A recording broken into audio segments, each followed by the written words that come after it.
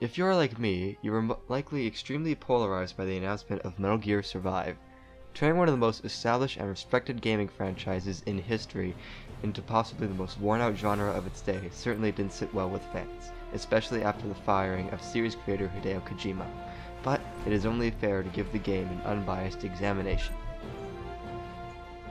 The game starts with a similar character created on Metal Gear Solid 5, which is fairly robust and well designed, but in the end is just a carryover from previous games. Afterwards, we come across the first major problem in Survive, the menu.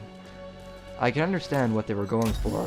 Having the menu like this helps teach the player how to use the various workbenches and easily allows them to try out new weapons and loadouts on the fly, but it is still extremely tedious to have to actually walk to different parts of this level in order to perform extremely basic actions such as repairing items and crafting. Another immediate issue is the control. Metal Gear Solid 5 had extremely robust controls, and Survive uses mostly the same scheme, but with one key difference. In Metal Gear Solid 5, special items had to be manually equipped before they could be used. In Survive, 2 sets of items are hotkeyed to the bumpers. This is good for placing fences and other tasks that might require players to have to quickly switch back to combat, but for those who want to play with keyboard and mouse will find themselves alienated by the fact that there is no keybind list, essentially forcing players to use a gamepad if they want to be familiarized with the new controls. As for the game itself, it really is nothing special. Each round opens with you and up to 3 teammates spawning into an area. You then have several minutes to gather resources and place defenses as well as craft items should you have forgotten something.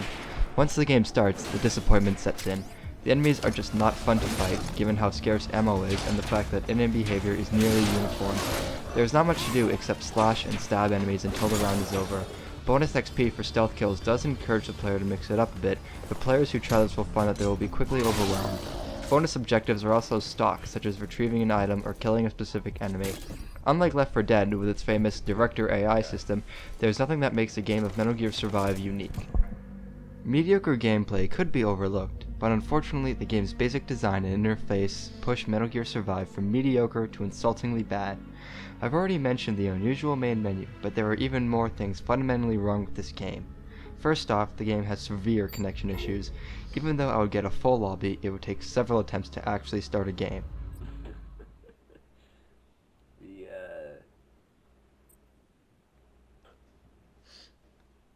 What, Adam? Yo. This isn't anecdotal, it occurred multiple times at different parts of the day, and several players I spoke to also said they had similar issues. Crafting is another issue where nearly everything that could have gone wrong did. In this game, each group of items, from guns to armor to food, has its own individual workbench. This already pads out the amount of time you spend crafting, even more so by the fact that customizing and repairing are their own individual menus within the individual crafting benches. Even more tedious is crafting items with a numeric value, like bullets. In games with crafting, like Fallout New Vegas, there's an easy way to select exactly how much ammo you want to make, and there's also a button that just makes the maximum amount of ammo you can craft. This is not present in Survive. The player must hold down the button and wait several seconds just to produce a few rounds.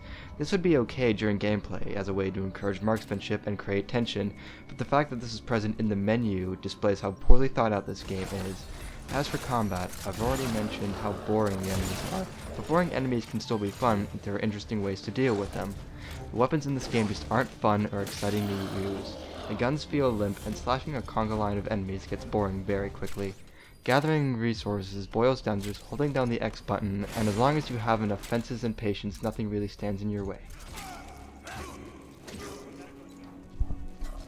There are some good aspects of this game. The visual design of the weapons and gear is good, even though they are reused assets.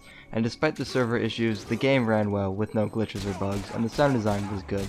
If you're looking for a co-op zombie game, I would suggest Left 4 Dead, Call of Duty Zombies, Dying Light, or literally anything else in the genre, because despite everything, this game is not worth its $60 price tag.